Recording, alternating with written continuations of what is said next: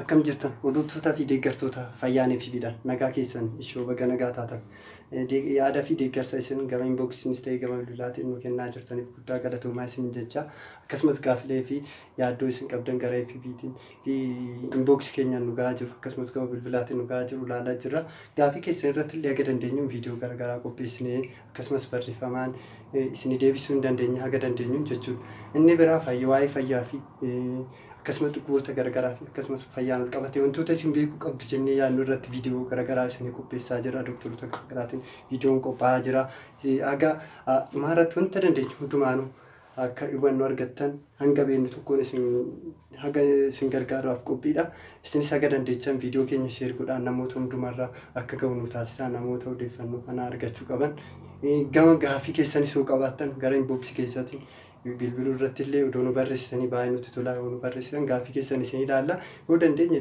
gabaabsinee isin deebisna akkasumas immoo gaafii keessan nama baay'ee wajjin qabu ta'e viidiyoo illee irratti hojjennee akkasiin hubachuu dandeessanitti isinii goonaa jechuudha inni biraa gara viidiyoo keenya kanaan dura gara FB'tiin gallakkifne jiruuf qaama hin beekamne gara YouTube irratti gallakkisne inni uumaa rakkootiin qabu garuu akka hin taane qofa akka beektanidha inni guddaan hubannoo uummanni keenya fayyaa irratti qabu dhukkuboota tokko irratti qabu cimsuudha akkasumas maaltu qaama isaa keessatti akka gaggeeffamu yoo xiqqaate maaltu qaama isaa keessa akka jiruu fi maaltu ta'uu akka jiru qaamni isaa kalee yoo jedhame kaleen eessatti argamu onneen isaa yoo jedhame eessatti akka argamu tiruun isaa yoo jedhame maal eessatti akka argamu yoo xiqqaate dalagaa qaamonni kunneen fidan maal akka ta'e dalagan maal akka ta'e beekuu darbees immoo yoo qaamonni kunneen dhukkubsatan mallattooleen isaan maal akka ta'e aga tokko ta'e gubbaarra isin hubachiisuudha jechuudha egaa gama mata duree keenya irratti yoo deemnu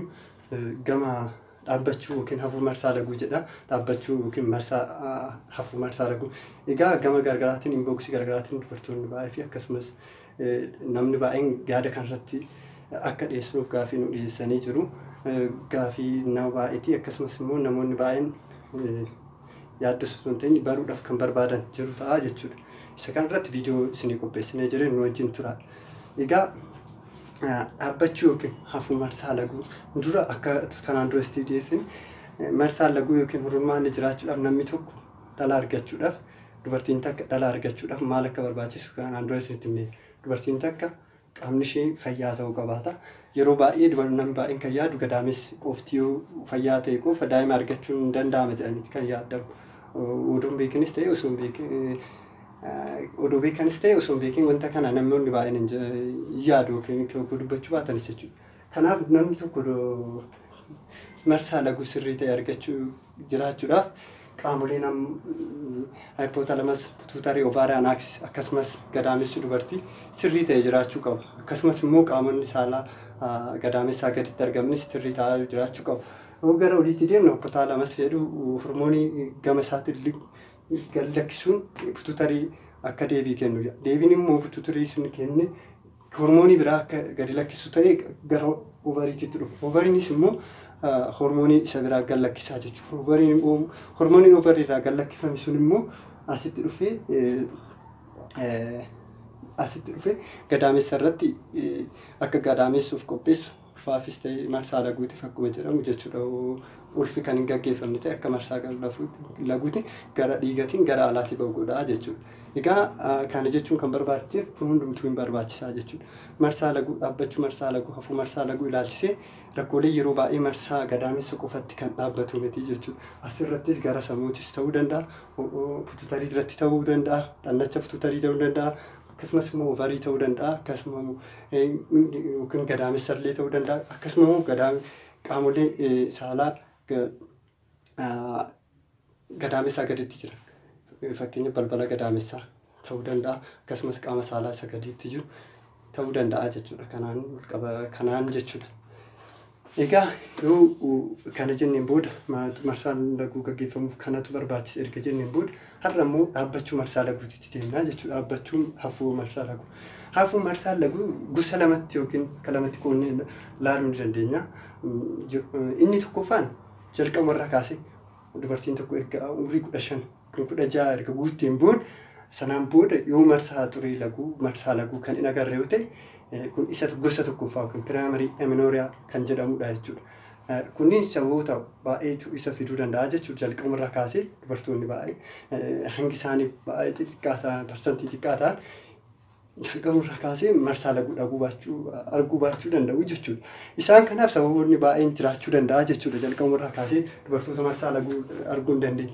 Fakkeenyaaf yoo fudhanne hypothalamus yookiin akka amma isin jenne kanneen qaamota amma barbaachisan kana keessa hormooniin hypothalamus irraa maddu yoo kan sirriin taane yoo kan ta'u ta'e wanti xannachi yookiin hypothalamusin affeeqee kan miidhamu yoo ta'e kunis isa jalqabaa ta'uu danda'a. Akkasumas immoo pituitariin sababa garaagaraatiin uumamaanis ta'ee adeemsa yookiin daa'immaatti kan dhabamu yoo ta'e yookiin kan miidhamu yoo ta'e waan hubamni yookaan irra gahu ta'e akka hubamu taasisaa jechuudha. Inni biraa asitti ovariin sababa garaagaraatiin kan hin jirre yookiin miidhaan kan irra gahu ta'e yookiin immoo xannacha hormoonii gara pituitarii dhufeef deebii yoo kennu kan hin dandeenye ta'e isa kana ta'uu danda'a.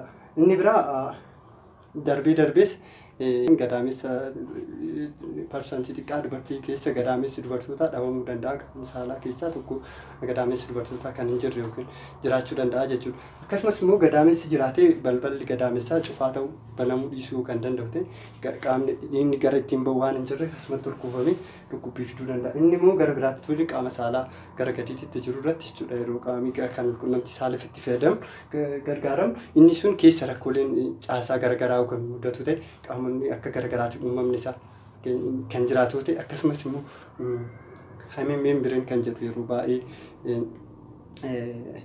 akkoo beekamu akka yeroo baay'ee beekamu jechuudha. Guututti kan qaama saalaa quunnamtii saalaaf itti gargaaramnu gara dhumaarratti kan jiru ta'e yeroo baay'ee qarqara caafi isaaniitti kan maree caafiidhaa fi jidduudhaa fi banaa ta'etti kan argamu jechuudha. Yeroo tokko darbee muluu isaa cufaa ta'a jechuudha. Cufaa ta'a kanaa dhiigni gara alaatitti bahu waan hin jirreef kanaaf dubartiin sun marsaa laguu dhabuu baachuu dandeessi jechuudha.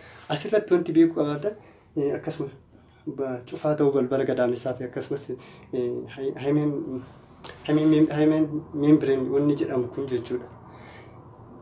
Yoo kan jiraatu ta'e dubartoonni daa'imman waggaa 12 hanga 16 keessa jiran ji'a ja'aan dhukkubbiin itti dhaga'amuu danda'a. Yeroo baay'ee kana rakkoo kana isinitti himachuu danda'u jechuudha.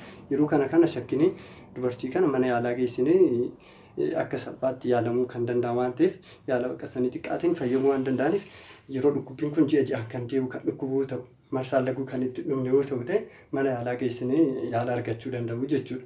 Kanaa jechuudha inni gosti tokkoffaa. Gosti lammaffaa immoo dubartoonni tokko xurii laguu arganii erga jedhanii booda yeroo erga arganii booda yeroo muraasa keessa ji'a 3 fi ji'a 3 oliif yoo marsaa laguu hin argine ta'e kun immoo sekandarii amenooриyaa yookiin gosa lammaffaa isa jechuudha jechuudha. Akkuma beekamu akkuma kanaan dura isin jechuu yaaletti marsaa laguu jiraachuudhaaf qaamota hundumaa barbaachisaa jechuudha. Piraayimariyaa fi ta'e immoo sekandarii yookiin gosa tokkoffaafis ta'e gosa lammaffaatiif qaamonni kunniin jiraachuu qabu jechuudha. Akkasumas immoo qaamota kanaan ala jiran qaamonni biraa jechuudha. Siistamiin biraa qaama kanarratti dhiibbaa kallattiinis ta'e al kallattiidhaan dhiibbaa geessisuu danda'u jechuudha. Qaamota ammas hin jedhe hypothalamusii, pituitarii, ovarii fi gadaamessa. Qaamota kanaan alas warroonni jiran kallattiinis ta'e al kallattiidhaan qaama hormaataa yookiin marsaan ja'aan gaggeeffamu kun akka hin gaggeessine dhiibbaa irratti gochuu danda'u jechuudha. Isa saniin haga danda'e haga isiniif galuu danda'a jennetti irratti isiniif ibsuu yaadna. Dubartiin tokko erga xurii laguu irraa dhufee yeroo keessa akkamitti marsaa laguu dhabuu dandeessi kan jedhu irratti ni xiyyeeffannaa jechuudha. Inni asirratti wanti hubachuu qabdan dubartiin takka umrii 10 yookiin 12 gadi jiraatte marsaa arguu daa'imman marsaa laguu arganii jechuudha. Kuni noorma fayyaa qabeessa wanti rakkoon jiru hin agarsiisu jechuudha. Rakkoo jiraachuu isaa hin agarsiisu. Inni biraa dubartiin umrii 52 ol ta'anis akkasuma umriin isaanii umrii hormaataa ala waan jiraniif qaamni isaanis ovariin isaa killeewwan ovarii keessa jiran waan dhumanii jiraniif warroonni akkasiitis umrii umrii 52 ol ta'an xurii laguu arguu danda'anii jechuudha. Gara 50 ol lama ol warri jiranis marsaa laguu kan nagarre ta'e rakkoon qabu jechuudha. Kun uumamaan kan jiraatudha jechuudha. Kan laallu amma irra jirechatti kan irratti xiyyeeffan umrii 15 16 hanga 52 kana jidduu laallaa jechuudha. Egaa kanaan duras viidiyoo marsaa laguu irratti isin dhiyeessinee jirra. Haa ta'uti malee mee amma tokko naa laallu jechuudha. Yeroo baay'ee marsaan laguu yeroo jalqaba namatti dhufu yeroo jalqaba irratti jechuudha haga ji'a lamaatiif yeroo baay'ee hin jeeqama. Yeroo tokko darbee yeroo lama darbee dhufuu danda'a jechuudha. Akkasumas umrii 45 irraa olii kaasee yeroo tokko yeroo lama darbee marsaan laguu nutti dhufuu danda'a kun jechuudha. Gara caafii gara lachuutu warra jiranitti jechuudha. Daangaa gara lachuuti umrii jalqaba irra jiranis umrii dhuma irratti jiranis marsaan laguu jeeqamu marsaan laguu ni jiraata jechuudha. Egaa kana jennee maalidha mee marsaan laguu jeeqamu?